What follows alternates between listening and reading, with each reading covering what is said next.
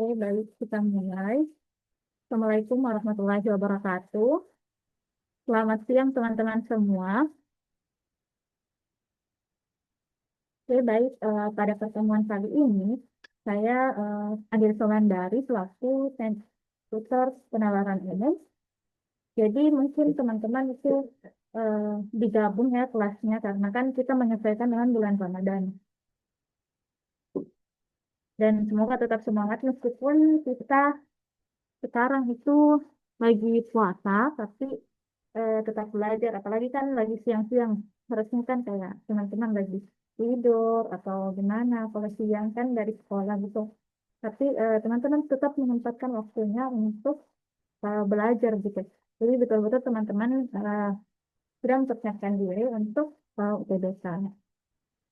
Ini saya perkenalkan diri kembali. Saya Andari Solandari, merupakan mahasiswa statistika Fakultas MIPA Universitas Hasanuddin.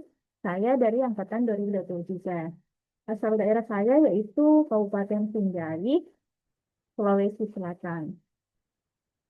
Oke, baik teman-teman. Nah, pada pertemuan sebelumnya kita sudah membahas dan menyinggung mengenai penalaran deduktif. Namun, yang kita bahas itu adalah silogisme pada pertemuan sebelumnya. Nah, pada pertemuan kali ini kita akan membahas jenis dari penalaran deduktif yaitu modus ponens dan modus tollens. Nah, oke baik. Apa sih itu modus ponens, teman-teman?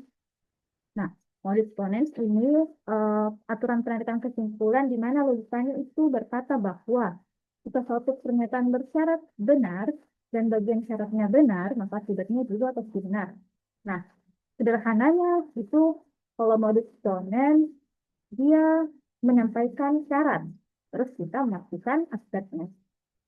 Modus ponens ini dia valid dalam penalaran deduktif. Kalau teman-teman mau lihat bagaimana modus ponens itu dia mirip lah sama implikasi pasti bagian yang jika P benar maka Q benar. Nah, itu bagian modus ponens. Sebentar saya tunjukkan yang mana sih eh, kita katakan itu modus ponens. Maksudnya yang mana kita nyatakan dia itu valid modus ponens. Nah, teman-teman, adapun struktur dari modus ponens itu mirip dengan implikasi teman-teman saya. Jika P maka Q, P terjadi maka Q terjadi. Seperti itu teman-teman. Namun, di modus ponens kita hanya fokus pada jika syaratnya terjadi maka sebabnya terjadi. Berarti otomatis kita hanya fokus pada yang pertama yaitu jika P benar maka Q benar. Nah, struktur ini selalu menghasilkan kesimpulan yang valid. Sampai sini teman-teman ada yang mau ditanyakan? Atau kalau saya kecepatan ngomong bisa bisa ditegur ya teman-teman. Kalau misal terlalu cepat penjelasannya. Sampai sini aman? Aman, Kak. Oke.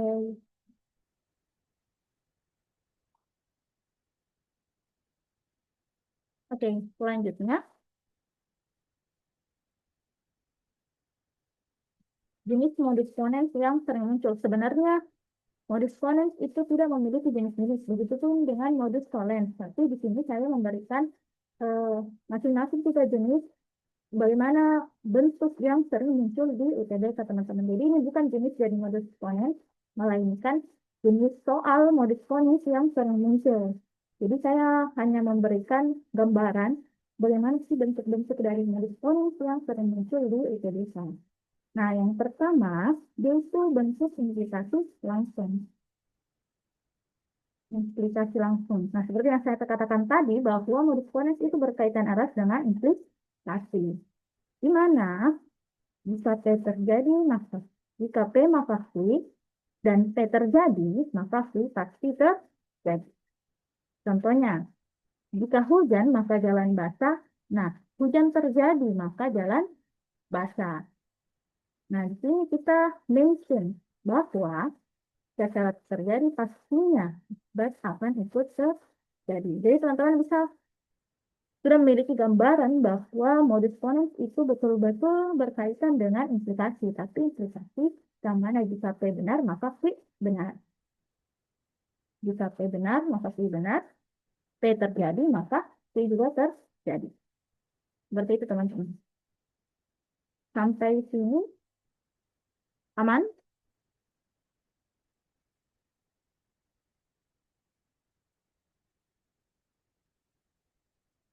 Oke, nah.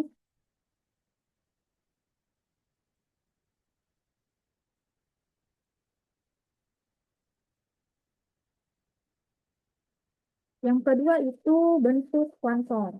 Nah,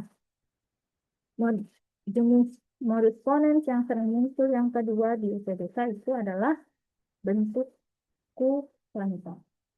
Nah, teman-teman ingat kan bagaimana dari bentuk kuantor itu kayak semua, sebagian, dan lain-lain. Nah, di sini ketika ada kalimat bahwa semua A itu adalah B, nah, jika X ini adalah bagian dari A, otomatis X adalah bagian dari B. Kayak ini. A adalah bagian dari B. A ini dia bagian dari B. Seperti ini ya gambarnya. Nah, ternyata X ini adalah A, berarti X dalam sini. Maka X otomatis dia adalah B. Nah, X yang ada di A, dia itu masuk bagian dari B. Seperti itu, teman-teman. Jadi, kalau bentuk kuantor dari modus ponens ini, dia seperti itu. Nah, contohnya yaitu semua mahasiswa statistika belajar peluang. Belajar peluang. Terus, Rina adalah mahasiswa statistika. Maka otomatis Rina belajar peluang. Kenapa seperti itu, teman-teman? Karena kan semua di sini, terus A, mahasiswa statistika, dia belajar peluang. Terus si X atau si Rina adalah mahasiswa statistika. X adalah A. Maka otomatis si X ini belajar peluang. Nah, seperti itu untuk bentuk kuantor. Jadi, ini juga sering sekali muncul di soal-soal UTBK, teman-teman. Dan dia itu adalah modus ponens. Nah, jadi di sini kalau secara ringkasnya, kalau X itu adalah kelompok A, dia masuk dalam kelompok A, dan semua A itu memiliki sifat yang sama pada B, maksudnya A ini adalah B, maka otomatis si X ini pasti punya sifat B. Seperti yang saya gambarkan tadi, seperti itu. Nah, sampai sini ada yang ingin ditanyakan teman-teman untuk bentuk kuantor pada modus ponens.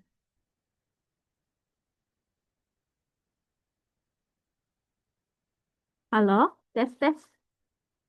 Kedengaran nggak? Kedengaran, Kak? Dengeran Kak, Masih patah-patah nggak suaranya? ya tidak. Tidak, Kak. Tidak, Kak, kalau saya. Kalau Lia, Udah enggak, Kak. oh berarti saya harus dekat-dekat ya. Oke. Dia tadi sudah dengar sampai mana? Atau mau diulang?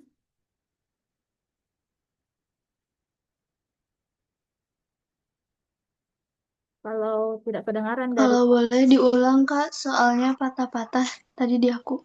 Oke. Jadi, modus ponens jenis yang kedua itu yang sering muncul di UTBK, yaitu adalah bentuk kuantor. Nah, kuantor seperti yang kita pelajari sebelum-sebelumnya, dia itu membahas mengenai kayak semua sebagian dan seperti itu ya teman-teman. Jadi, kalau di modus ponens, biasa juga kita temui soal seperti ini. Semua A adalah B.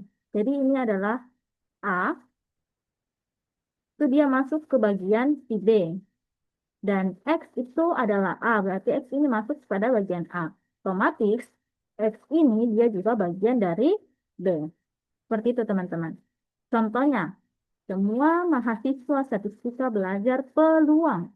Nah, semua, dia itu adalah kontornya, terus mahasiswa statistika adalah A, terus belajar peluang adalah B. Rina. Nah, Rina ini kita notasikan sebagai si X. Mahasiswa statistika berarti Rina mahasiswa statistika. X adalah A, berarti dia masuk ke bagian A. Terus, maka otomatis Rina belajar peluang karena maka X adalah B.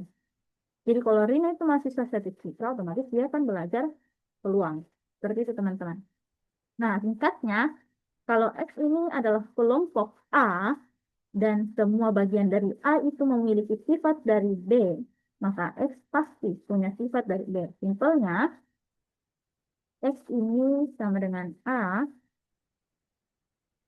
dan ini adalah bagian dari B, otomatis X juga adalah bagian dari B. Seperti itu teman-teman. Jadi dia hubungan sejalur, seperti itu. Dia berhubungan. Sampai sini aman? Kalau aman, kita lanjut ke jenis modus ponens yang ketiga. Bukan jenis, misalnya kayak dia modus ponens yang sering muncul. Bagaimana bentuk modus ponens yang sering muncul di data?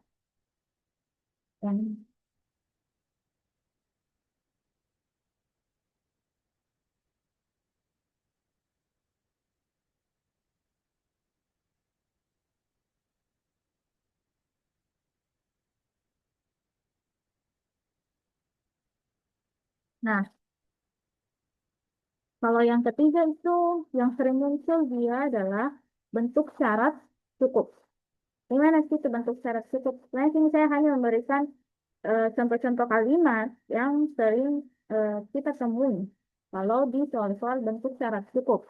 Jadi kayak kalimat-kalimatnya itu kata-kata, maksudnya katanya itu kayak cukup untuk menjamin, memastikan, menyebabkan, sudah memadai untuk. Jadi kayak kita memiliki suatu kata dan dia itu memenuhi kalimat yang lainnya. Ya, misalnya ini. Nilai minimal 80 cukup untuk lulus ujian. Jadi maksudnya dia itu minimal 80 dia sudah dikatakan lulus ujian. Nah, Dina ternyata mendapat nilai 80 di Dina. Berarti dia lebih dari cukup. Berarti otomatis Dina lulus ujian. Semisal Dina mendapatkan nilai 79. Nah, maka itu tidak cukup untuk lulus ujian. Karena dia kurang dari 80. Maka di situ kalau misal dia kurang dari 80, maka Dina otomatis dia dinyatakan tidak lulus. Jadi bentuk syarat cukup itu dia akibatnya memenuhi dari syarat yang telah ditentukan. Jadi ada kalimat-kalimat yang memang dia itu harus mematuhi syarat tersebut sehingga akibat yang diperoleh itu sesuai dari syarat yang dipatuhi. Misalkan ini nilainya minimal 80 kalau untuk lulus ujian. Nah, kalau misal dia mendapat nilai kurang dari 80, maka itu tidak cukup. Nah, jika 80 ke atas lebih dari sama dengan 80, maka dia itu cukup untuk lulus ujian. Nah, seperti itu kalau bentuk syarat cukup. Nah, ini ada beberapa kata-kata yang sering digunakan pada bentuk syarat cukup yang ada di PB1 ini. Sampai sini ada yang ingin ditanyakan? Paham, Kak.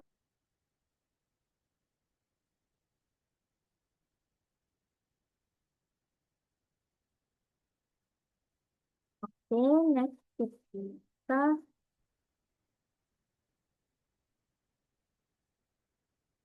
kita bahas tabel kebenaran. Gimana sih tabel kebenaran dari modus ponens? Nah, seperti yang saya katakan tadi, nah, sangat mirip kan dengan implikasi teman-teman. Capek benar, lebih benar, maka P yang itu akan benar. Nah, kalau misal di modus ponens seperti ini.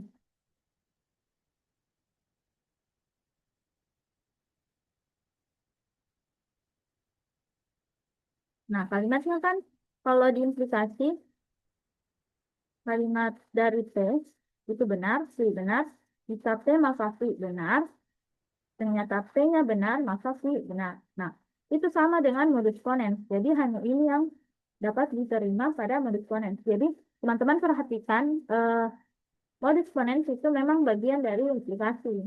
Namun kan implikasi dia itu ada 4 seperti ini. Nah, kalau di modus ponens, dia itu hanya berlaku jika P benar dan Q benar. Seperti itu, teman. Jadi modus ponens itu dia bukan, maksudnya dia bukan. Jadi kalau misal P-nya benar, Q-nya benar, dan jika P maka Q benar, maka itu adalah modus ponens. Nah, kalau misalnya ada salah satunya salah atau dua-duanya salah, maka dia tidak bisa dikatakan sebagai modus ponens. Jadi teman-teman harus perhatikan yang mana sih yang modus ponens, maksudnya yang mana yang bisa memenuhi modus ponens. Tapi terkadang ada soal-soal yang menjebak kita. Jadi teman-teman kadang diberikan soal yang bisa menjebak bagaimana teman-teman menentukan yang mana sih modus ponens. Seperti itu. Jadi teman-teman harus betul-betul perhatikan bagaimana bagaimana ciri-ciri dari modus ponens. Dan yang paling umum dan yang paling mudah untuk dipahami itu seperti yang tadi saya katakan, jika P benar maka P benar, jika P maka Q benar, maka P benar, otomatis Q benar. Seperti itu teman-teman. Jadi teman-teman perhatikan bagian ini. Terusnya di sini. Kan itu kalau misal kalimat dari C-nya itu benar dan si benar, otomatis kan jika dan makanya itu akan benar. Nah, P-nya ini terjadi, otomatis si terjadi. Nah, misal kalau ada yang salah terus ada yang tidak terjadi, maka dia tidak memenuhi syarat dari modus ponens. Sampai sini paham teman-teman eh, bagaimana sih bentuk dari modus ponens itu sendiri. Kalau sudah paham, kita akan next ke materi modus ponens. Atau ada yang ditanyakan dulu mengenai modus ponens?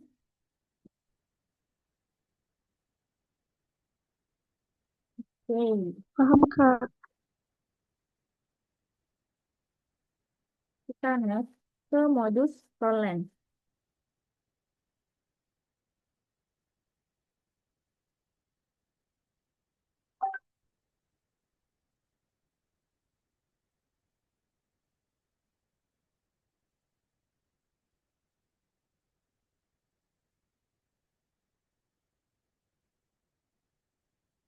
Tidak berubah ya teman-teman.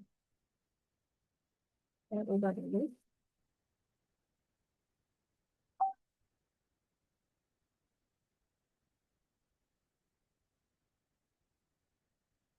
Tidak berubah bentuknya.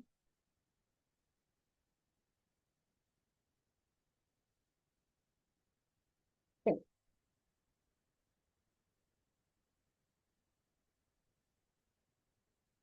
Nah, apa sih itu modus tollens? Dan dia kan mirip dengan kalimat modus ponens.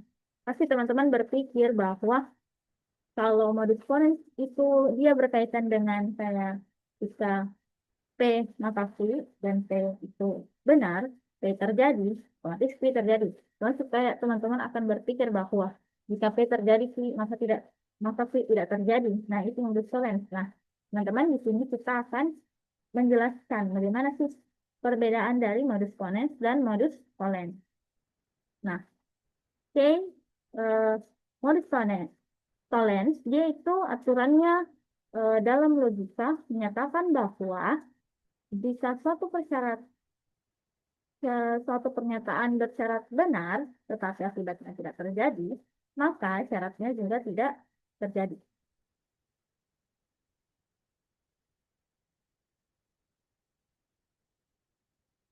Nah, bersyarat benar, terus akibatnya ternyata dia tidak terjadi, maka syaratnya tidak jadi. Nah, penting sekali teman-teman bahwa kan akibat ini adalah kui. Nah, kalau dia tidak terjadi akibatnya, maka syaratnya tidak terjadi. Berarti P tidak terjadi dan Q tidak terjadi. Tidak ada tuh kayak misal Q terjadi, P tidak terjadi. Nah, tidak seperti itu. Dia mengingkari akibat, otomatis dia menolak sebab. Jadi kalau misal akibatnya itu teringkari atau tidak terjadi, otomatis kita menolak sebab itu terjadi. Jadi simpelnya teman-teman, ketika akibatnya tidak terjadi, maka kita nyatakan kalau di modus tollens sebabnya juga tidak terjadi. Nah, ini juga merupakan argumen yang valid dalam penalaran deduksi. Nah, seperti ini teman-teman strukturnya. Jika P maka Q tidak terjadi. Q tidak terjadi, otomatis T tidak terjadi. Nah, teman-teman, bagaimana?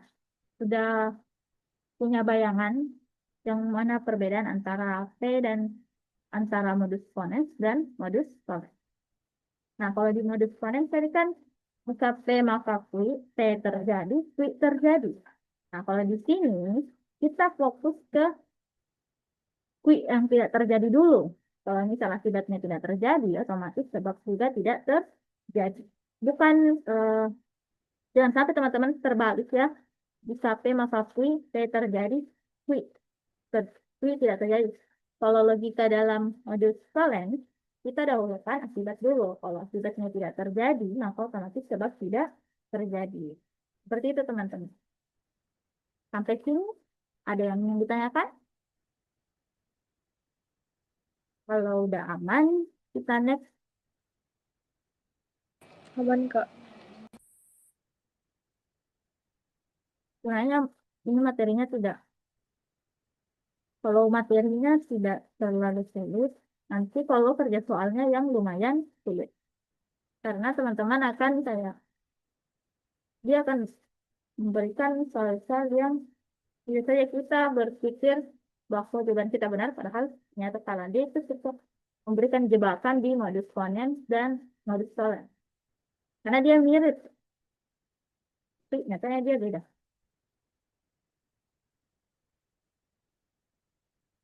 Nah, jenis soal-soal modus ponens yang sering muncul yaitu yang pertama, bentuk penolakan akibat secara langsung. Nah, jika P maka Q dan tidak Q maka tidak P. Bagaimana maksudnya? Jika P maka Q. Q tidak terjadi atau Q punya negasi dari Q. Q ini tidak terjadi otomatis sebab dari terjadinya Q juga tidak terjadi. Berarti kalau misal di modus tollens, jika P maka Q tidak terjadi, maka sebabnya juga tidak terjadi, P juga tidak terjadi. Nah, contohnya untuk lebih paham teman-teman, jika hujan, maka jalan basah. Ternyata jalan tidak basah, maka tidak hujan. Nah,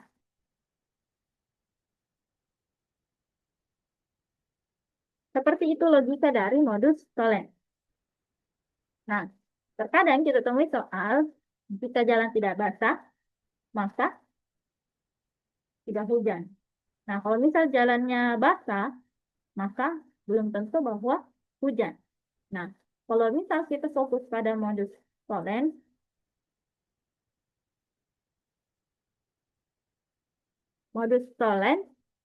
maka teman-teman, dia itu hanya berfokus pada kalau misal akibatnya tidak terjadi, otomatis sebab tidak terjadi. Tidak ada sebab lain yang menyebabkan akibat ini bisa terjadi.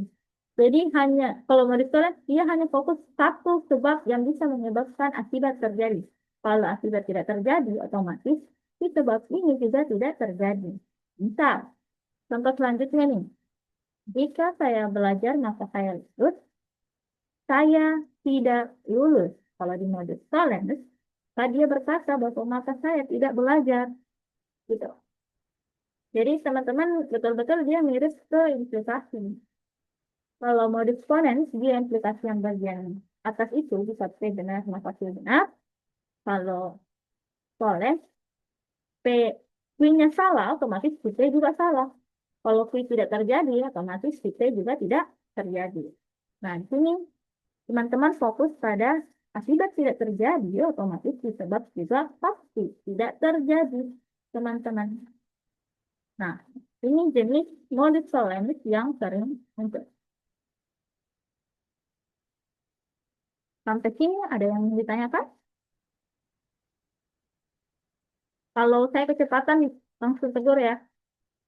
Kalau teman-teman masih ada yang ingin ditanyakan atau kayak ketinggalan sama yang saya jelaskan, teman-teman bisa langsung on mute dan tegur gitu. Aman, Kak. Oke, kalau aman kita next di jenis yang tadi.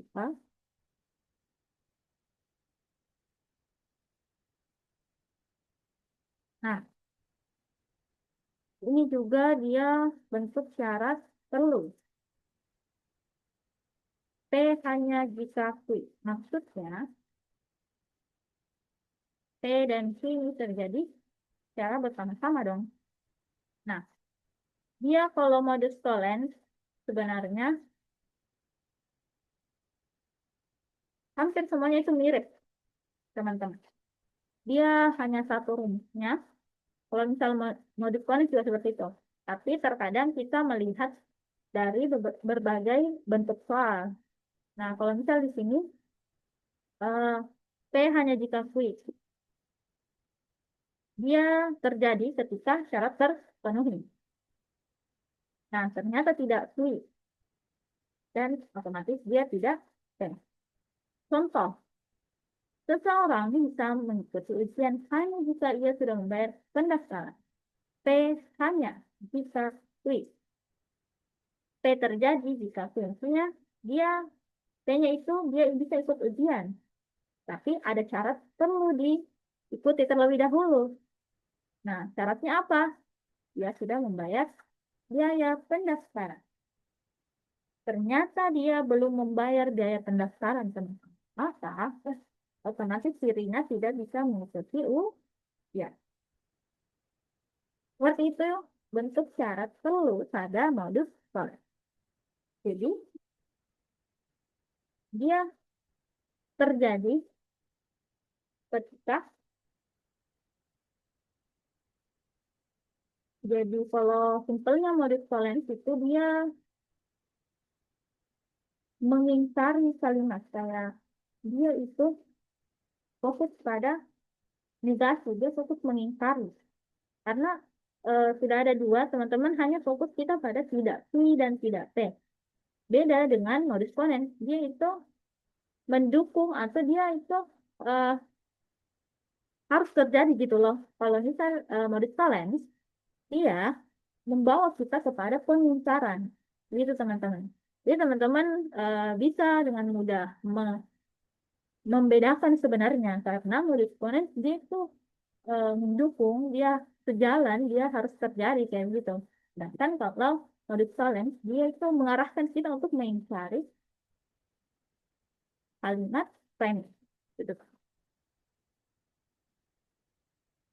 Nah, makanya kalau dibentuk syarat perlu, kalau misal dia mengikuti ujian, dia bisa ikut ujian kalau dia sudah bayar biaya.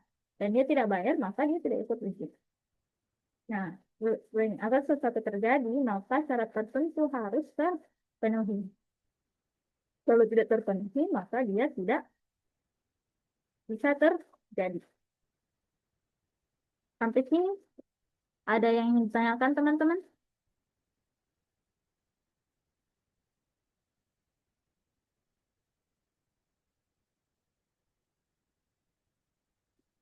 Kalau aman, kita next. Tidak ada, Kak, paham. Oke. Selanjutnya itu jenis modus tollens yang ketiga yang sering muncul. Nah, Kalau yang ketiga itu bentuk konteks kegagalan sistem. Sebenarnya soalnya tidak harus mengenai sistem-sistem gitu, tapi eh, memang sering kita temui.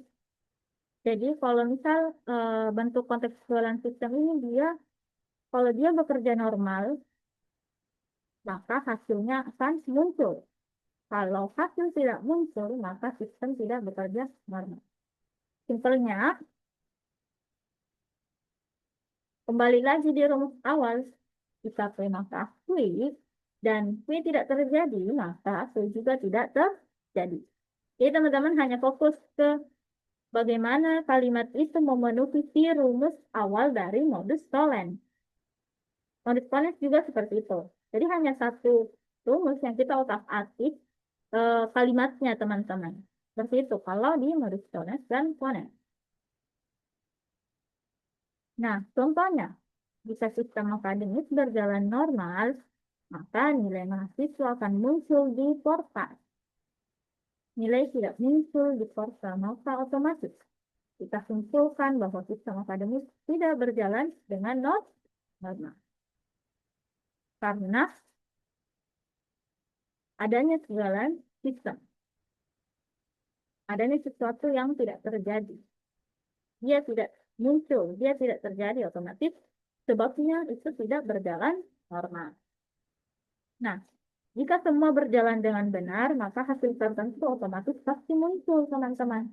Nah, kalau misal dia tidak muncul, maka kita simpulkan bahwa sistemnya tidak berjalan sebagaimana mestinya. Maka, bentuk konteks kegagalan sistem ini juga termasuk pada modus tollens yang sering muncul. Saya kayak soal-soal kayak lebih ke komputer, soal apakah seperti itu, teman-teman. Kalau di modus tollens, bentuk konteks kegagalan sistem. Ada sistem yang tidak bekerja dengan normal. Seperti itu. Sampai sini ada yang ditanyakan? Kalau aman, kita lanjut di tabel sedangkan. Baru kita kerja soal.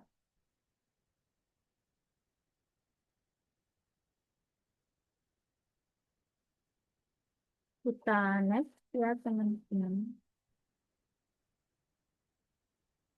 Nah, gimana sih tabel kebenarannya?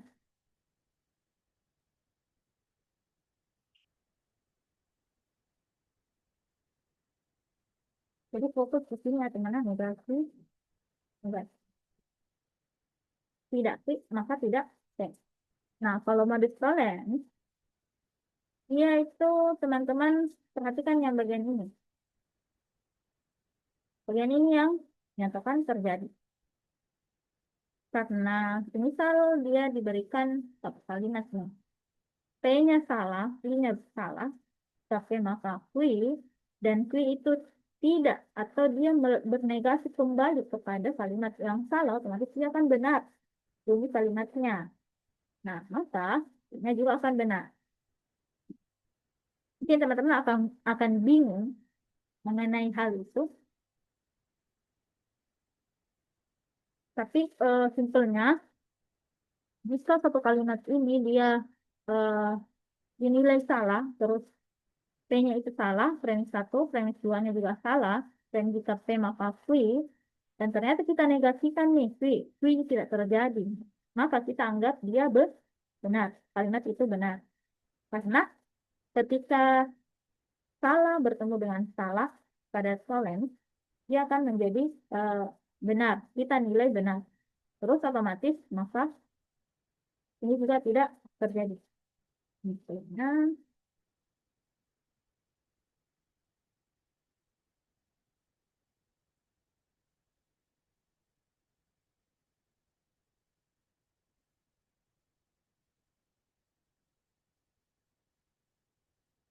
seperti itu teman-teman. Jadi tabel kebenaran untuk modus tollens, perhatikan bagian ini.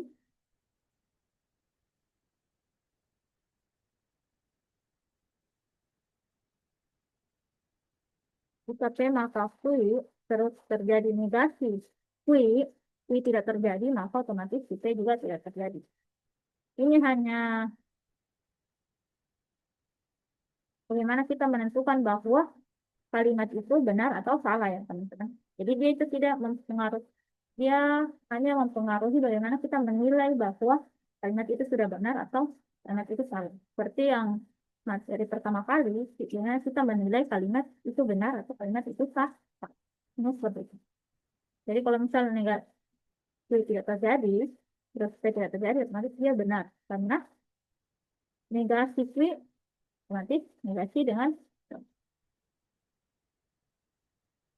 sampai sini ada yang mau ditanyakan? Dan kita next. Jawab soal. Masih cukup tidak waktunya? Next, Kak. Masih banyak ya waktunya.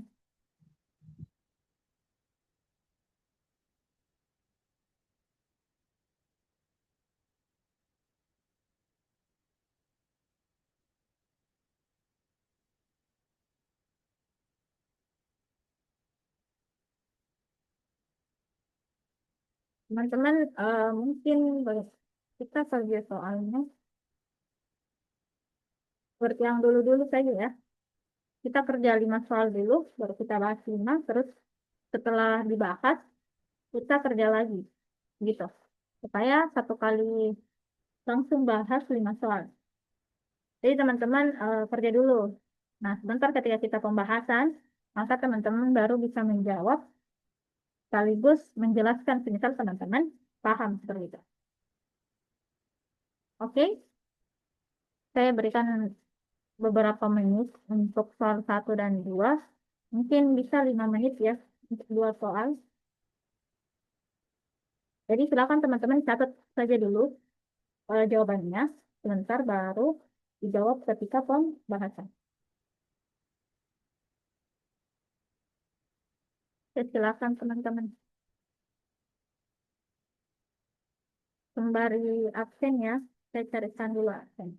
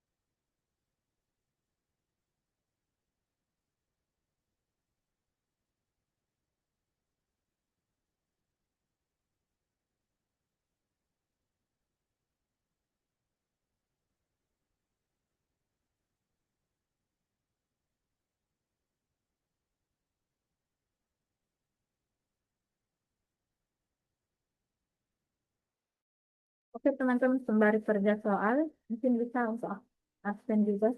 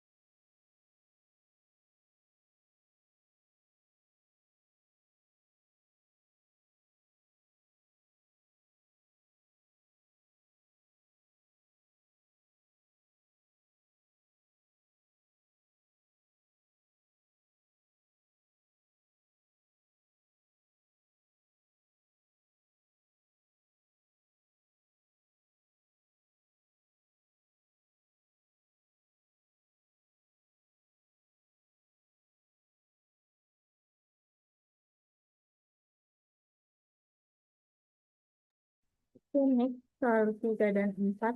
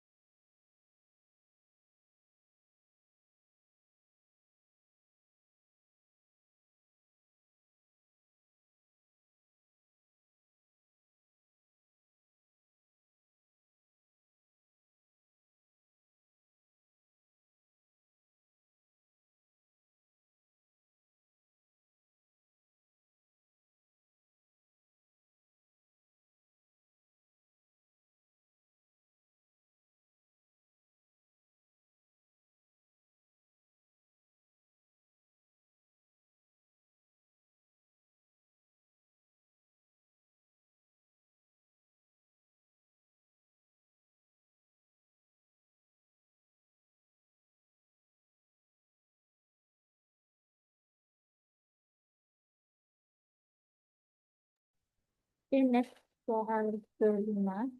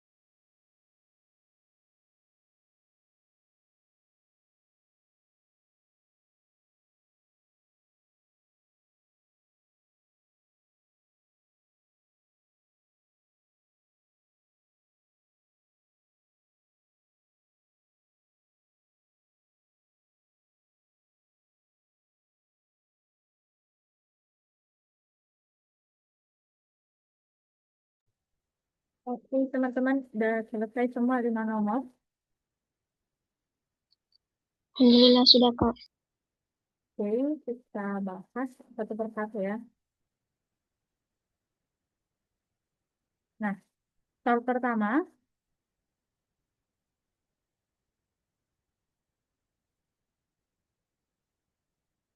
jika Sari pergi ke pasar, maka Sari membeli sayur. Sari tidak membeli sayur.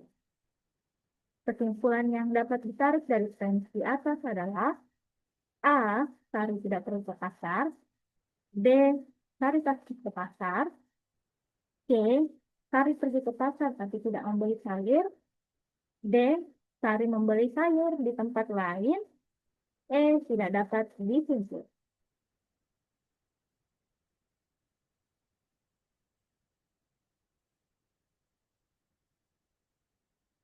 Untuk soal satu ada. A. Oke, oke, jawabannya serentak ya, A. Oke, jawaban yang benar itu A. Mungkin teman-teman langsung bisa jawab A, karena di sini kan jika Sari pergi ke pasar berarti C. Jika maka Kwi. Jika C maka Kwi. Dan Kwi tidak terjadi, berarti P tidak terjadi. Ini termasuk modus ponens atau modus solens. Tollens. Oke. Jadi untuk soal pertama dia itu adalah modus solens, di mana P maka Q tidak terjadi, maka P tidak terjadi. Bagian B salah karena dia berkata bahwa Sari pasti ke pasar. Padahal di sini Q tidak terjadi. Dan kalau di modus solens, ketika Q tidak terjadi, otomatis P tidak terjadi. Dan di sini D-nya terjadi. Jadi dia salah. Terus bagian C, dia pergi ke pasar tapi tidak membeli sayur. Tidak ada dikatakan kalimat bahwa ada hubungannya ketika dia ke pasar. Terus dia tidak membeli sayur. Jadi dia otomatis salah. Bagian D, Sari membeli sayur di tempat lain. Kita tidak membahas bahwa Sari ke tempat lain. Karena di sini dia hanya fokus pada kalau dia beli sayur, harus dia itu ke pasar. Jadi dia juga salah. Tidak dapat disimpulkan. Nah, bagian E juga salah karena di sini kita sangat jelas bisa memberikan kesimpulan karena kalimatnya itu tidak ambigu. Dia sudah memberikan premis yang jelas. Berbeda halnya ketika ada premis yang memang tidak jelas, tidak memiliki hubungan antara P dan Q. Saya premis 1 dan premis 2, tapi di sini dia itu berhubungan antara premis 1 dan premis 2, jadi kita bisa simpulkan. Jadi oke, untuk nomor 1 aman? Aman ya semuanya nomor 1. Kalau begitu kita next nomor 2.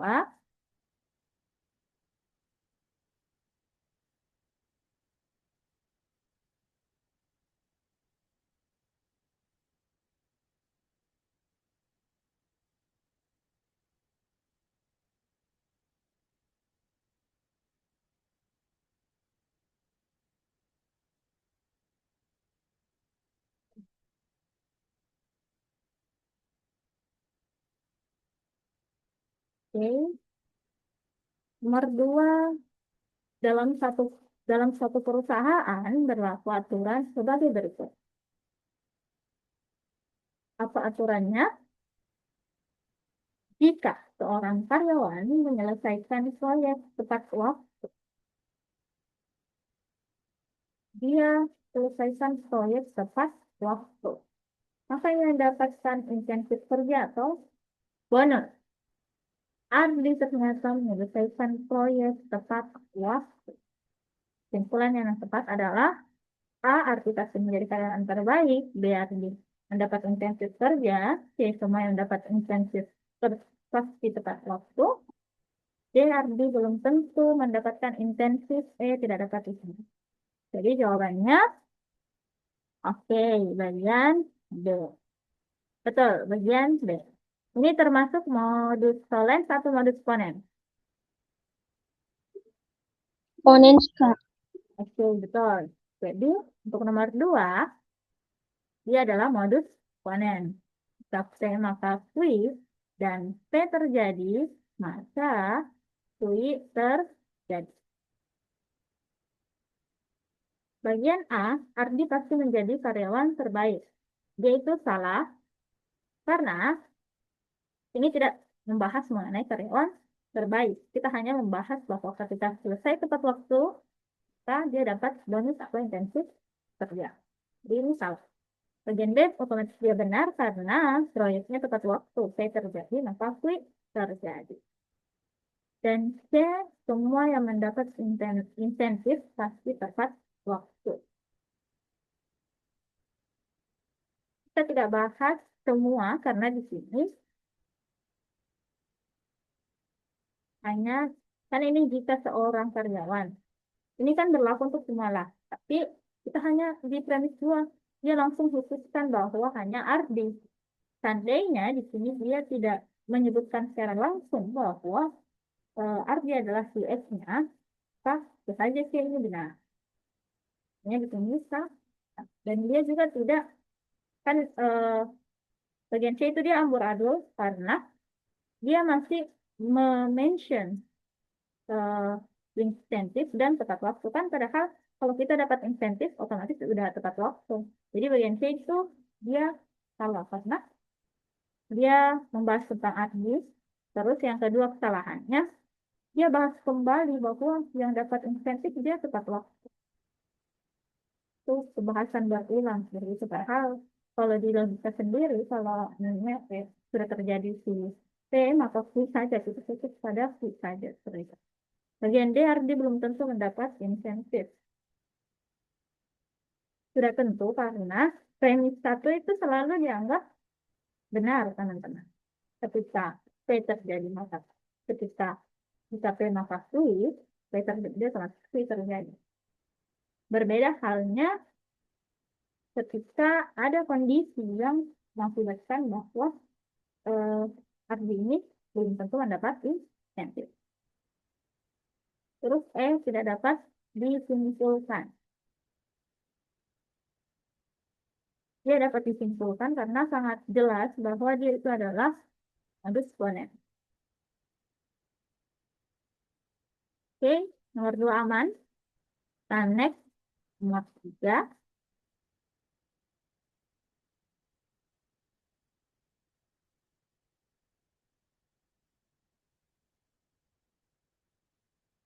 Nomor 3. Sebuah universitas menetapkan kebijakan jika mahasiswa dinyatakan lulus sidang skripsi, maka seluruh persyaratan akademis telah terpenuhi. Dia lulus sidang ketika seluruh persyaratannya terpenuhi. Nah, si Riko ini ternyata belum memenuhi syarat persyaratan akademik. Nah, maka kesimpulannya yaitu A. Riko lulus sidang skripsi, B. Riko tidak lulus sidang skripsi, C. Riko mungkin tetap lulus, D. Semua yang tidak memenuhi syarat pasti gagal, E. Tidak cukup informasi. Oke, jawabannya C. Tepat sekali. Jawabannya adalah bagian B. Ini adalah modus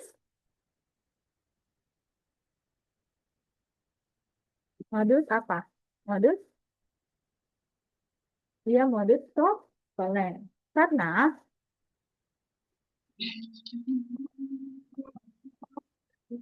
jika P maka Q dan Q tidak terjadi, maka P juga tidak terjadi. Nah, P-nya itu apa? Mahasiswa dinyatakan lulus sidang skripsi ketika dia dan Q-nya itu hadisnya telah terpenuhi persyaratannya. Dan ternyata Riko dia tidak memenuhi atau dia belum memenuhi lah syarat akademik itu. Maka otomatis dia tidak lulus sidang skripsi.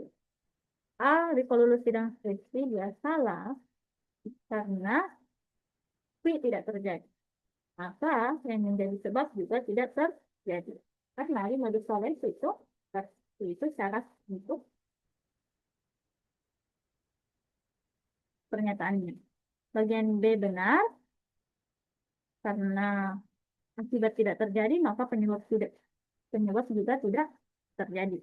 Riko mungkin tetap lulus, mungkin tidak bisa diterima karena kata mungkin hanya bisa digunakan ketika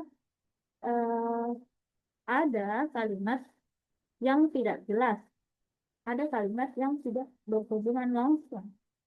Ya, belum bisa kita simpulkan seperti itu, sehingga kita bisa memberikan kata mungkin. Dan kata mungkin sangat jarang digunakan di UTB. Itu hanya pengisi teman-teman saya. Kalau di UTB, teman-teman fokus saja, langsung cari kesimpulan. Dan jika memang betul-betul soalnya tidak bisa, kayak dia tidak secara logis, mungkin kata mungkin bisa digunakan. Tapi hanya beberapa persen loh, kayak sedikit banget teman-teman untuk ada muncul soal yang benarnya itu adalah kata mungkin. Karena pasti biasanya soalnya itu pasti memiliki jawaban. Punya ada kesimpulannya teman.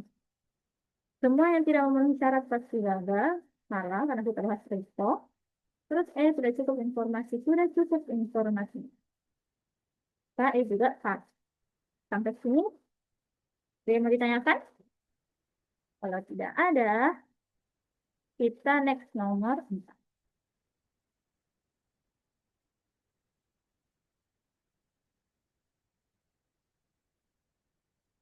Nomor 4, jika suatu negara mengalami inflasi tinggi, maka daya beli masyarakat turun. Meningkat daya beli, inflasi tinggi, maka daya beli menurun. Inflasi naik, daya beli. Terus tahun ini daya beli masyarakat tidak menurun. Kalau tidak menurun berarti dia bisa konstan atau dia bisa meningkatkan teman-teman. Oh, karena tidak menurun. Kesimpulan yang tepat adalah A. Negara tidak mengalami inflasi tinggi. B. Inflasi pasti rendah. C. Tidak ada inflasi sama sekali. D. Negara mengalami deflasi. E.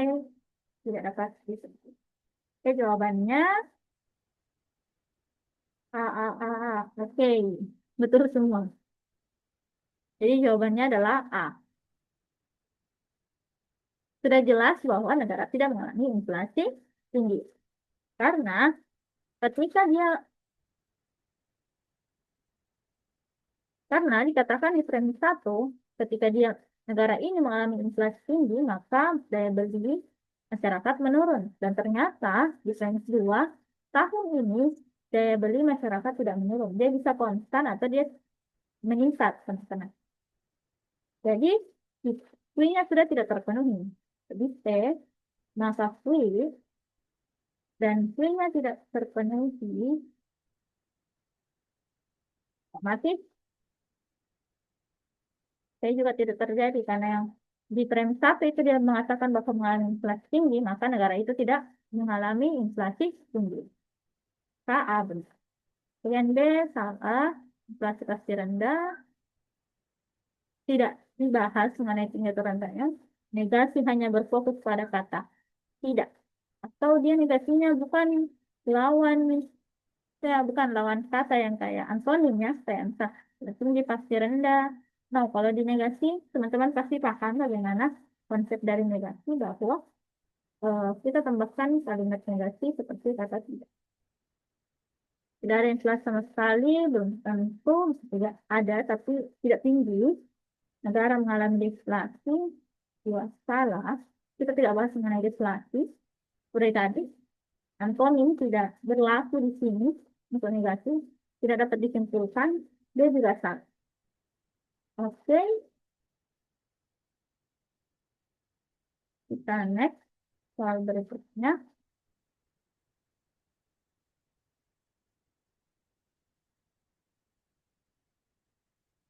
Yang ada 40 menit. Bisa. Nomor 5, sebuah sekolah menetapkan aturan. Jika siswa mengikuti program literasi rutin, maka kemampuan membacanya meningkat.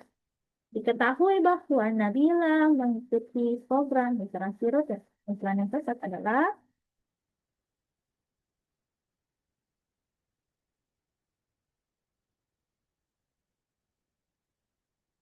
jika P, maka Q. P terjadi, maka Q terjadi. Maka jawaban yang benar adalah, teman-teman langsung jawab pasti. Jawaban yang benar adalah A. Oke. Jadi jawaban yang benar adalah bagian A.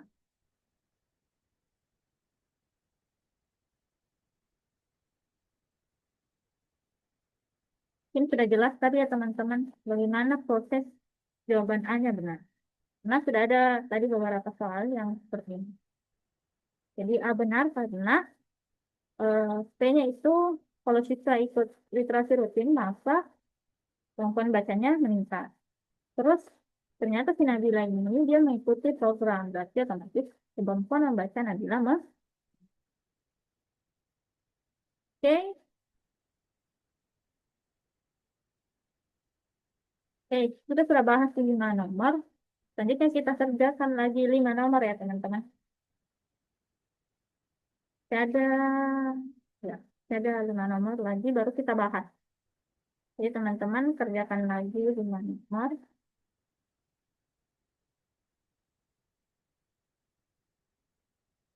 Oke, mungkin bisa dimulai untuk kerjakan.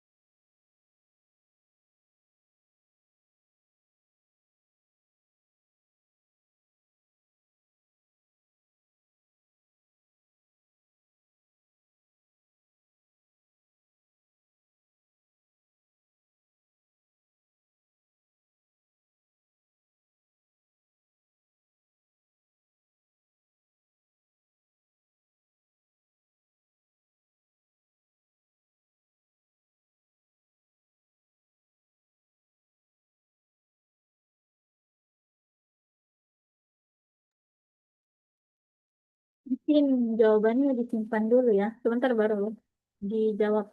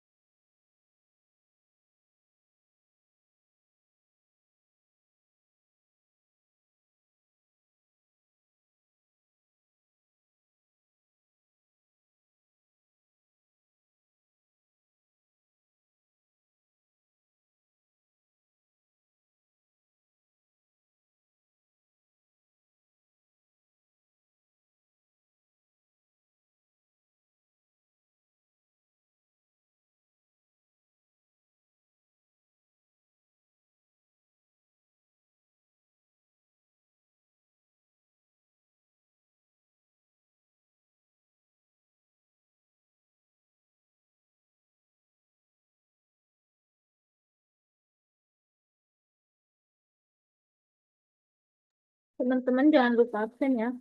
Jangan sampai absen. Sampai next nomor 8 dan 9 teman-teman.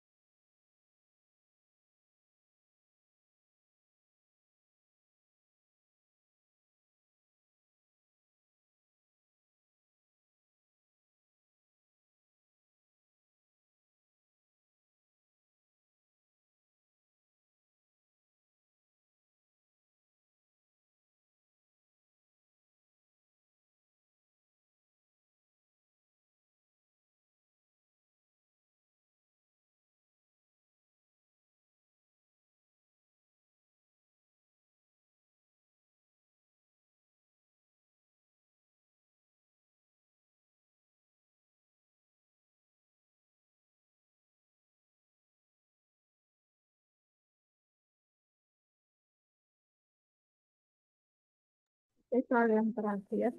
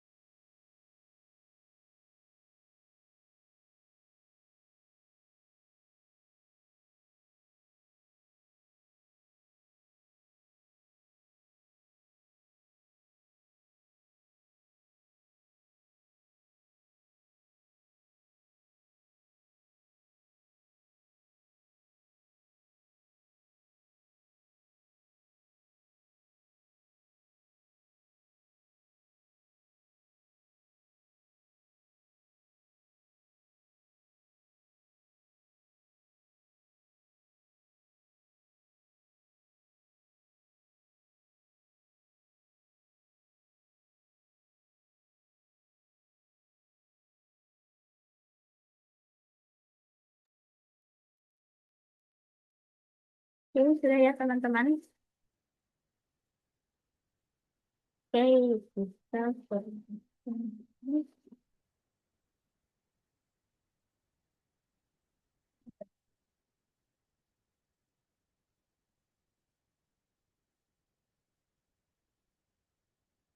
oh ya, saya satu kesalahan. Kenapa tiba-tiba nomor lima ya di sini?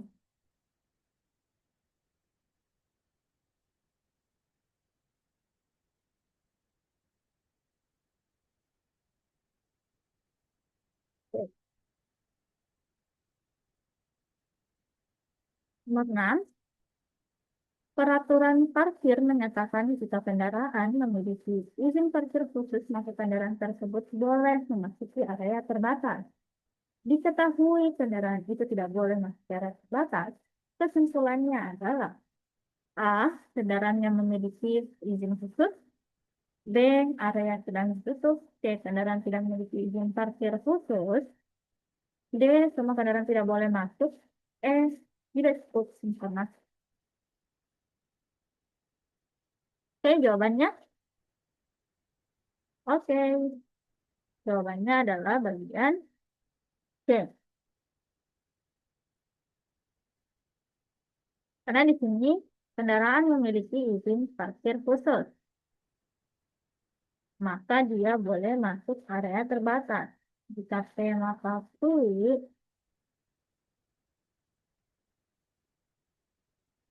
kendaraan tidak boleh memasuki area terbatas, berarti sulit tidak terjadi.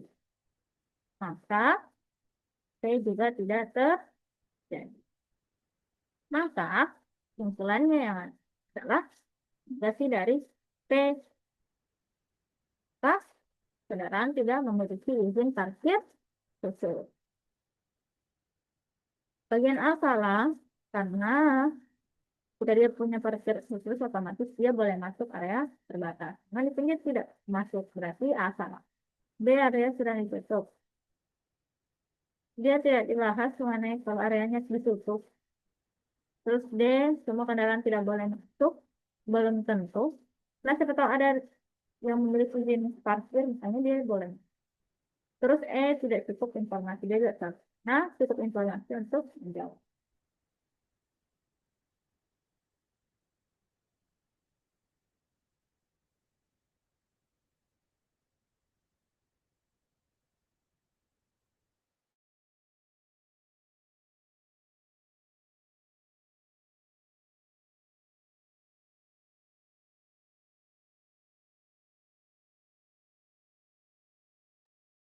Oke, teman-teman, di sini lagi azan. Mungkin saya berhenti dulu menjelaskan ya.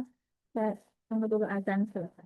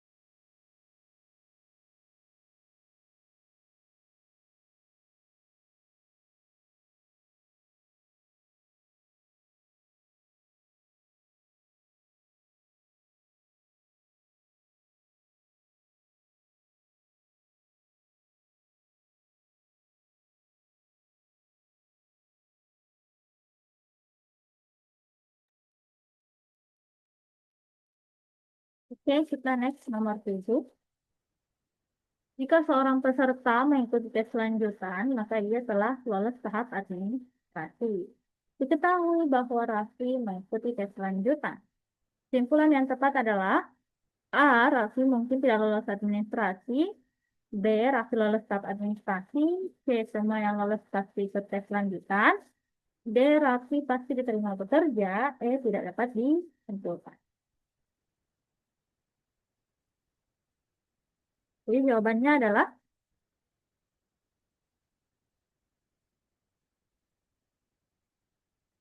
C. Jadi jawabannya adalah bagian B. Yang dikatakan bahwa mengikuti seorang peserta mengikuti tes lanjutan, maka ia telah lolos administrasi. Jadi ini seperti yang contoh tadi, ada syarat perlu. Saya terjadi ketika V juga terjadi, teman-teman. Makanya dia ikut tes lanjutan ketika lolos tahap administrasi. Dan ternyata Raffi ikut tes lanjutan. Maka sudah dapat kita simpulkan otomatis dia lolos tahap administrasi. Ini adalah modus polens. Kenapa terjadi? Terjadi, maka terjadi. A salah karena Raffi mungkin tidak lolos administrasi. Kata mungkin. Lagi-lagi muncul kata mungkin. Terus dia berkata tidak lolos. Sedangkan dia sudah ikut tes lanjutan. Terus dia lolos tahap administrasi. Karena di sini ada syarat perlu. Jadi ketika dia lolos administrasi, dia akan mengikuti tes lanjutan. Terus C, semua yang lolos pasti ikut tes lanjutan. Lolos apa dulu? Kan tidak disebutkan. Terus, itu kesalahan pertamanya. Terus semua, ada hal yang kita bahas di sini Raffi. Di premis kedua. Makanya ini sah. Terus Raffi pasti diterima bekerja. Buat kita tidak bahas mengenai bekerja. Makanya dia salah. Terus E tidak dapat disimpulkan. Dia juga salah. Oke, nomor 7 aman. Kita next nomor 8. Kita coba nomor. Oke, semangat teman-teman. Dikit lagi. Mungkin kalau udah selesai terus kayak lebih cepat, nggak apa-apa ya kalau kita selesaikan kelasnya lebih cepat. Jadi kita cerita-cerita deh di akhir. Misal teman-teman ada yang mau ditanyakan soal bagaimana sampai waktu habis. 8. Sebuah sistem menyatakan ke server utama aktif. Maka sistem dapat diakses pengguna. Diketahui sistem tidak dapat diakses pengguna. Kesimpulan yang tepat adalah server utama aktif, pengguna salah login. C. Tidak dapat disimpulkan. D. Server utama tidak aktif. E. Sistem sedang diperbaiki. Jawabannya adalah oke. Jawaban yang tepat adalah D. Di sini sudah di-mention bahwa server utama aktif dapat diakses pengguna sistemnya. Nah, sistemnya tidak dapat diakses pengguna, maka otomatis server utama tidak aktif. Ada kesalahan sistem. A. Server utama aktif salah karena dia tidak dapat diakses. B. Pengguna salah login, tidak dibahas mengenai login pengguna. C. Tidak dapat disimpulkan juga salah. E. Sistem sedang diperbarui. Kita tidak bahas mengenai pembaruan bisa. Maka yang benar adalah bagian B, karena dia adalah modus tolen. Oke, next.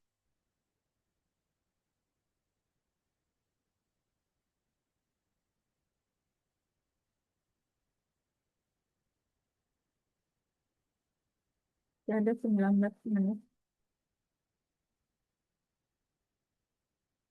Nomor 9, jika seorang siswa mendapat nilai A,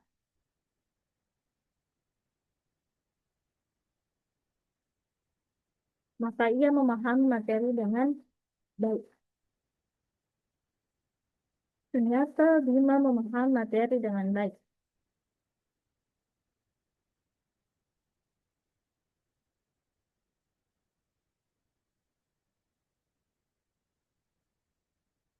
Maka kesimpulan yang tepat adalah A. Bima mendapatkan nilai A, B. Bima tidak mendapatkan nilai A, C. Nilai A hanya untuk siswa tertentu, D. Semua siswa yang paham pasti nilainya A, E. Tidak dapat disimpulkan bahwa Bima mendapatkan nilai A.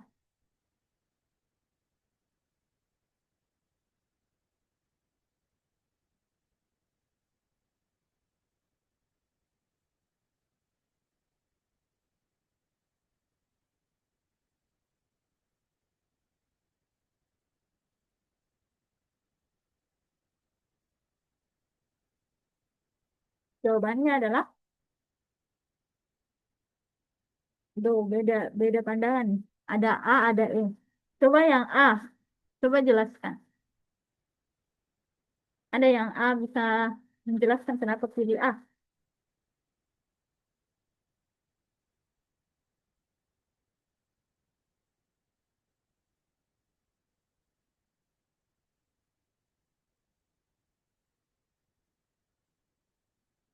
Ada yang bisa untuk yang pilih A? Coba, coba Mutiara Azahra. Kenapa pilih A? Oke Kak, izin jawab ya Kak, walaupun aku nggak tahu ini yang lain bakal ngerti atau enggak. Tapi di sini kan dituliskan bahwa jika seorang siswa mendapatkan nilai A, maka ia memahami materi dengan baik. Diketahui bahwa Bima memahami materi dengan baik. Nah, karena di sini sudah dimention duluan kalau seorang siswa mendapatkan nilai A kalau dia memahami materi dengan baik dan materi dengan jadi menurut pandanganku ini adalah A. Kasih. Oke. Untuk yang jawab bagian E, coba Ainun deh. Kenapa jawab E? Oke, makasih Kak. Jadi saya pilih E karena itu tidak dapat disimpulkan karena apa? Di situ kan dia bilang, menyatakan bahwa jika seseorang siswa mendapatkan nilai A, maka ia memahami materi dengan baik. Jika P, maka Q, terus premis premisnya itu bahwa Bima memahami materi dengan baik. Artinya premis Q. Nah, kalau premis Q itu tidak bisa disimpulkan karena Karena kenapa? Itu kurang informasi. Artinya itu tidak dapat disimpulkan, Kak. Karena kurang informasi, kita tidak bisa langsung menyimpulkan bahwa Bima mendapatkan nilai A. Makasih. Oke, saya tanya lagi. Ini modus ponens atau bukan?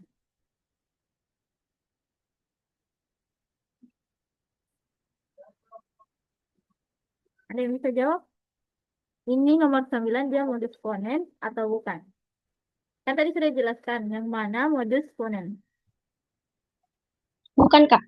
Oke. Jadi yang benar itu bagian ini. Sudah benar tadi penjelasan dari Ainon.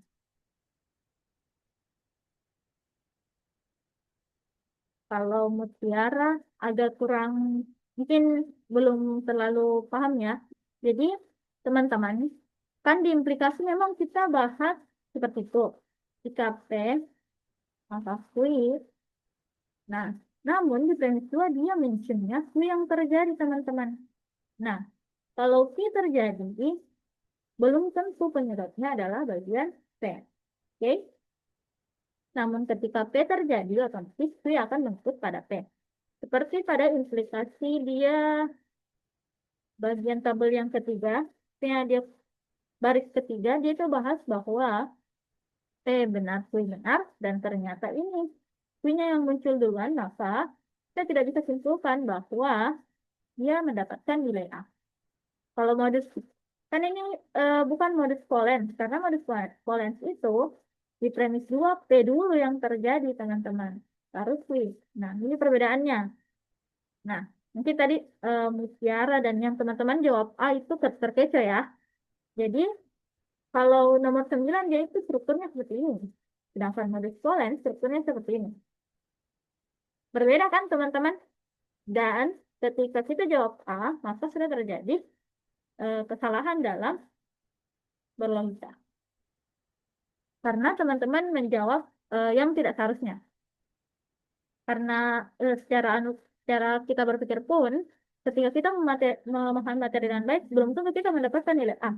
Jadi kita dapat nilai B atau C. Nah, seperti itu teman-teman. Dan di sini dia kan memunculkan Q-nya terjadi duluan. Andai kata nih, tadi Q-nya di situ dia bilang tidak Q, maka otomatis tidak P. Sedangkan di sini Q ternyata terjadi. Maka belum tentu P adalah penyebabnya. Maka kita tidak dapat simpulkan bahwa Bima mendapat nilai A. Seperti itu teman-teman. Yang jawab A sudah paham bagaimana perbedaannya? Jadi lain kali perhatikan ya strukturnya. Teman-teman bisa jawab, kalau misal di sini diketahui bahwa Bima tidak memahami materi yang baik, maka baru bisa Bima tidak mendapat nilai A. Tapi kalau yang duluan muncul adalah Fui di modus Pollens, itu tidak terjadi. Maka dia bukan modus Pollens, namun di implikasi dia juga jawabannya tidak seperti itu. Dia tidak dapat disimpulkan. Oke, paham? Hanya salah. Salah. B lebih salah lagi. C nilai A hanya untuk siswa tertentu. Salah. Semua siswa yang paham pasti nilai A. Belum tentu dia. Oke. Kita next nomor yang terakhir. Jadi perhatikan ya teman-teman. Soal-soal seperti ini yang sering menjebak.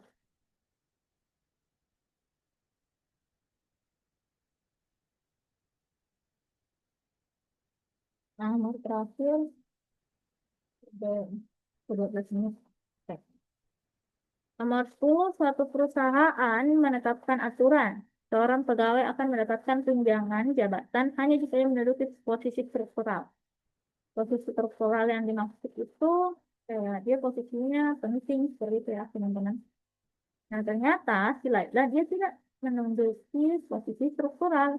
Kesimpulan yang tepat adalah Laila mendapat tunjangan jabatan, B. Laila mungkin mendapat tunjangan jabatan, C. Laila tidak mendapatkan tunjangan jabatan, D. Semua pegawai struktural mendapat tunjangan, E. tidak dapat disimpulkan. Jawabannya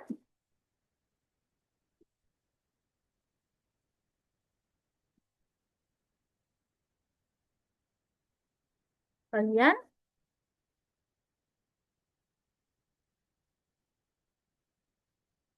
oke, bagian C. Mungkin sudah jelas dia modus tolen, teman-teman. Karena di sini tema pasti dan tidak quick, kita tidak jadi. Langsung dimention di sini kata tidak negatif. Hanya langsung bagian C. Kalau untuk teman-teman tipsnya juga bisa seperti itu. Jadi teman-teman fokus melihat karena kan waktunya cuma 1 menit 1 soal lah. Jadi teman-teman harus pintar-pintarnya mengambil waktu dan menjawab soal secara cepat dan tepat. Bukan cepat, tapi tidak tepat. Bagian A, Laila mendapat tunjangan jabatan, tidak. Karena dia tidak menduduki posisi struktural. B, Laila mungkin. Atau mungkin lagi-lagi salah. Nah, kata mungkin tadi bisa dibenarkan pada nomor 9 ya. Seperti itu teman-teman, bagaimana kita bisa mengambil kesimpulan. Kata mungkin itu ketika betul-betul premisnya itu dia memiliki jawaban yang ambigu atau dia memiliki jawaban antara ya atau tidak. Jadi kita bisa menggunakan kata mungkin. Terus bagian D, semua pegawai struktural mendapat tunjangan. Iya, tapi di sini kita bahas hanya seorang pegawai atau lain. Jadi kita terus tidak dapat disimpulkan juga. Nah, oke, untuk 10 soal tadi teman-teman sudah paham? Kalau ada yang mau ditanyakan, atau mau tanya-tanya tips-tips atau bagaimana, boleh-boleh. Masih ada 8 menit yang baru.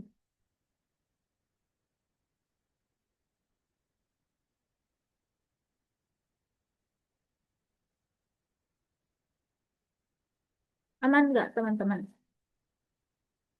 Kalian lebih suka belajarnya malam atau siang?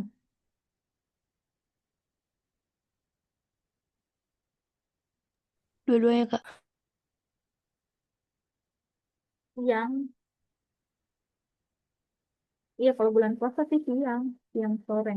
Tapi kalau sore, kalau misal kalian full day, siang kalau misal nggak ketiduran. Kalau ketiduran nggak belajar. Full day, Kak. Full day. Tapi kalau bulan puasa ini kalian cuma sampai jam berapa?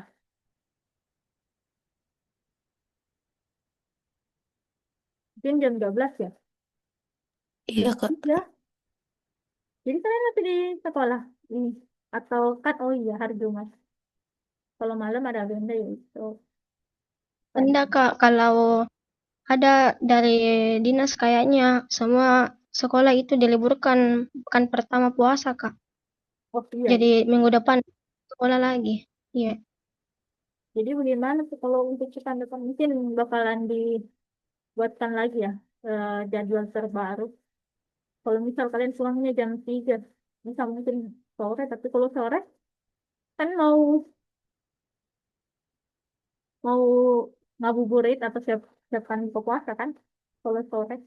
Dan kalau malamnya lagi kan harus mungkin nanti lah saudara Kak Ifas bakalan isi kembali teman-teman. Silakan komen ya teman-teman ya sampai teman-teman malah yang ngantuk. Tapi kalau malamnya jam berapa tuh? Jam selesai tarawih jam berapa? Kan kita beda-beda, ada WIB, ada WITA. Mungkin teman-teman yang WITA atau WIT bakalan malam. Malah malam ngantuk gitu. Betul-betul. Kalau malam pasti ngantuk terus udah mau sahur jam 3-an. Terus kalian mau sekolah lagi kalau pagi. Menurut kakak mending beli kursus kering atau batu youtube? Ini mau beli belum buka puasa Mutiara Zahra orang mana? Oh, orang Goa juga.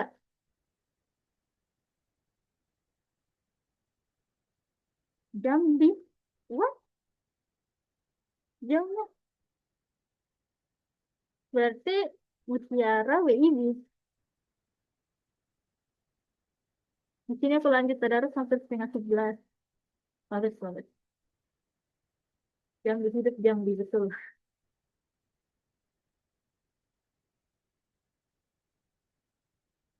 Mending kalau suka yang manis-manis mending kue sos. Tapi kalau suka yang asin mending basreng daun jeruk. Kalau suka dua-duanya beli dua-duanya aja. Tapi ada kata atau. Tapi boleh sih, keduanya aja. Betul, betul. Oke, udah lewat 55. Di sini udah absen semua kan? Aman, aman. Kita kita beli setengah kilo. Setengah kilo. Ya, oke. Sebelum tak OTW. Absen ya guys. Jangan sampai kalian dianggap udah hadir. Padahal ikut 2 jam. Kak, saya belum absen. Oh, tadi udah dikira absen. Kak, mau bertanya, Ya, adakah konsekuensinya kalau misal peserta itu jarang ikut kelas atau mungkin kayak dalam 1 minggu 3 atau 2 kali ikut, itu apa konsekuensinya Kak? Atau ada apa peringatannya? kalau kalian tidak baca perjanjian siswa atau tapi setahu saya itu kalau bisa ikut semua kelas, terus kan teman-teman juga diberikan wadah. Karena kan ini gratis gitu kan teman-teman. Jadi kalau menurut saya, selama teman-teman mau, eh, tapi kalau ada yang tidak hadir, pasti kalian dicarikan sama mentornya. Seperti itu, pasti di grup. Tidak. Tidak, mungkin itu jadi eh tanya teman-teman ikut ya. Kalau teman-teman tidak. Jadi ada yang tidak hadir, misal kalian tidak cari seperti itu.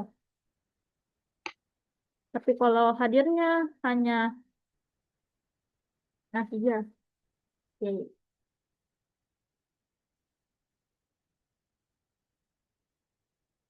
maaf kalau misal saya cek pribadi kakaknya buat tanya mengenai itu boleh Kak. Tapi putus-putus, tadi putus. Oh, ya boleh. Andi titik boleh kok. Suara aku tadi putus-putus. Atau cuma titik aja yang putus-putus. Ada tadi sedikit putus-putus Kak. Oh, kalau sampai saat ini belum ada yang konsekuensinya mungkin teman-teman. Tapi kalau teman-teman tidak usah memikirkan konsekuensi, hadir aja terus. Sedih banget kadang kehabisan kuota. Jaringanku yang jelek juga Kak, karena masih di tempat malam kok. Wah, magang. Oh Kak, ini titik SMK ya berarti. Karena lagi magang. Aku kalau dengan suara kakak Elisa ingat kakak Ain yang bener banget logat.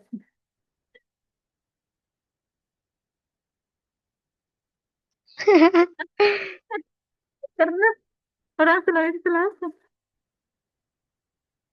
Kak, doakan Kak masuk Unhas di ya Allah. Satu pilihan jiku pilih Kak. Jurusan Please. apa?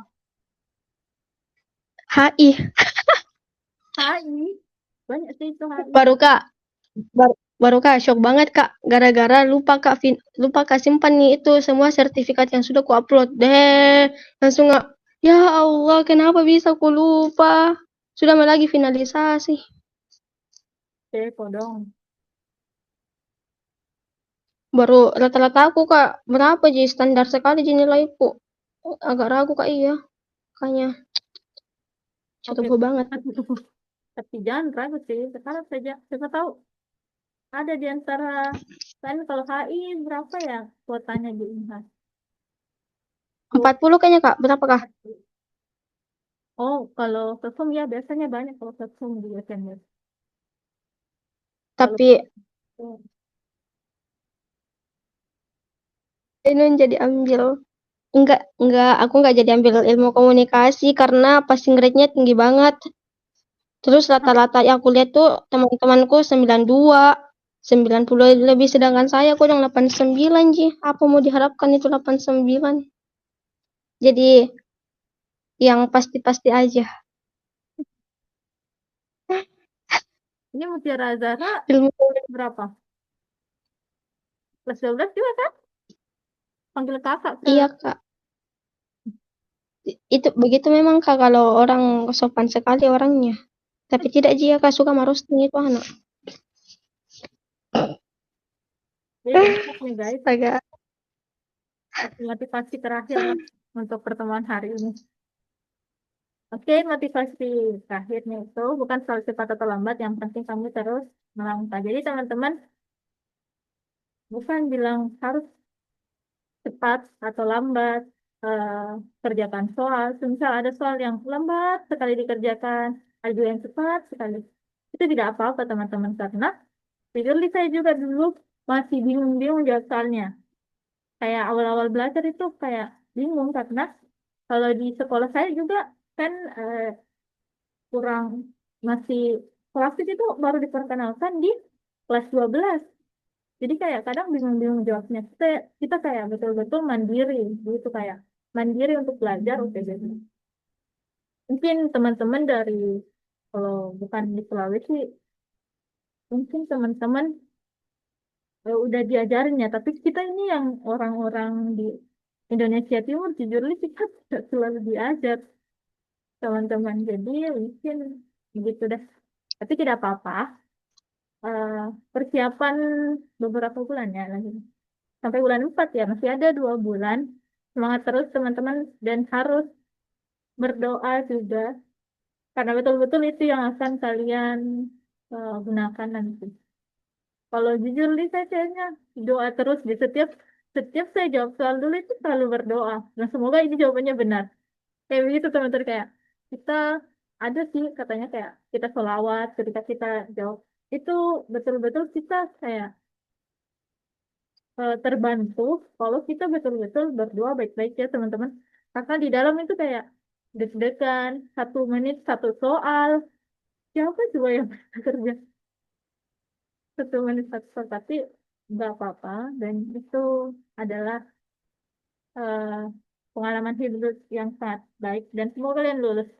Pasti kalian kalau lulus serius kalian pasti akan nangis. Apalagi kalau kalian kayak misalnya nih udah mencoba banyak hal dan kalian lulusnya di tempat yang kalian ingin, pasti kalian akan betul-betul bersyukurlah.